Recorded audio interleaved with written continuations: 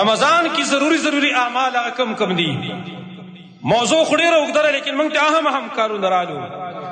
یو کار په رمضان کې هغه معروف دی چې هر څوک یې پېژني چې رمضان میاشت د څه دپاره، رمضان میاشت د روژې دپاره چې دې کې به خلک روژه نیسي.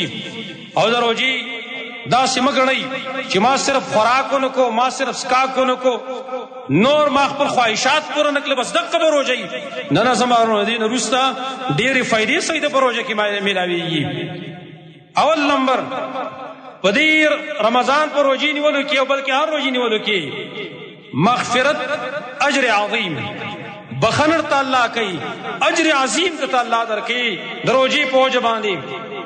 او قرآن کریم کې الله رب العالمین دا ذکر کړی دي، اوږد آیات ته پای کې یو دام ذکر کړي، لولیکن المسلمین والمسلمات والمؤمنین والمؤمنات، ډېر صفات د مسلمانانو او مؤمنانو ذکر کړي. نو پای کې یو دا دی والصائمین والصائمات، روزدار سړي او روزدار ښځې.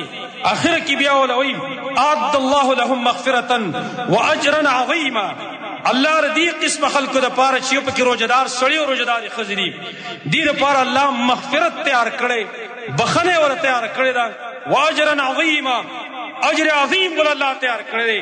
ابو هريره رضی الله عنه فرمایي وای کله چې الله اجر عظیم وای فمن يقدر قدره، چې الله وای اجر عظیم دی د دې اندازه وڅوک معلومه کی. الله عظیم ذات دی، عظیم ذات خبرې عظیمی وي، دا غیر څوک اندازه او مقدار نشي معلومولی چې څومره اجر عظیم دی. الله وی اجر عظیم دی خلکو لپاره ما تیار کړی دی. دارنګه نبی صلی الله علیه وسلم فرمایلی دي من صام رمضان ایمانا واحتسابا غفر له ما تقدم من ذنبه، چا چې د رمضان روژه ونیوله د ایمان په وجه باندې چې ایمان پې باعث دی، واحتسابا دپاره د طلب د ثواب، غفر له ما تقدم من ذنبه، الله مخکني ګناهونه معاف کوي. لہذا په روژې کې یو اهم فایده چې انسان ته میلاویږي هغه مغفرت دی او اجر عظیم دی. دارنګې دویم فضیلت هغه دا دی چې د رمضان د روژې او د عام روژې دغې اجر دا الله رب العالمین ځان سره پټ ساتلی، موږ ته مقدار اب نه ذکر کړی.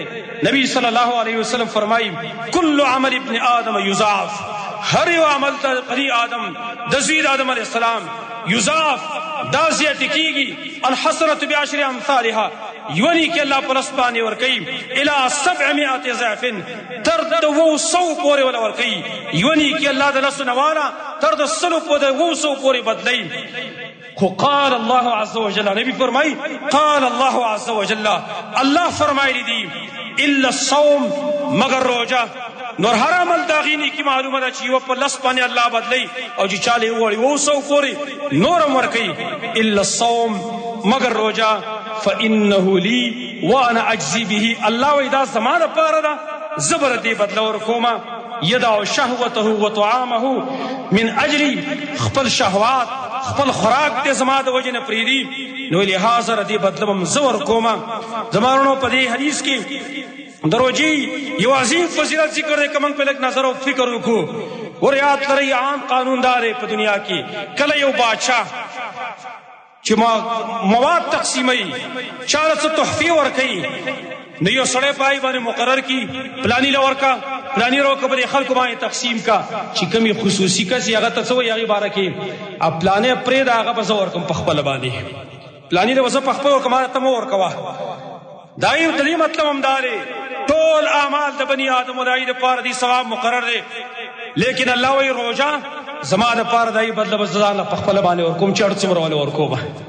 او بعضې شارحین د حدیث هغې پکې لادام یو تشریح کړي الا الصوم فانه لی وانا اجزی به، روژه زما دپاره نه چې زه به د هغې بدله ورکوم، معنه دا ده چې زه به ورته خپل دیدار ښیم، زما دیدار به کوي، فانه لی وانا اجزی به، دا زما ده زه به د هغې بدله ورکوم، معنه زه د هغې بدله یم، زه د هغې بدله یم، معنه زما دیدار به دی کوي.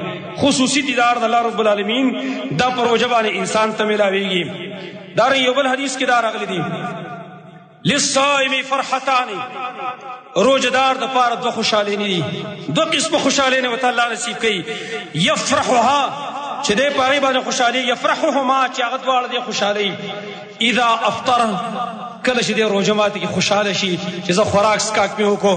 واذا لقي ربه، او کله چې د خپل رب سره ملاو شي نو فرح بصومه، په خپل روژه باندې به دی خوشحاله شي.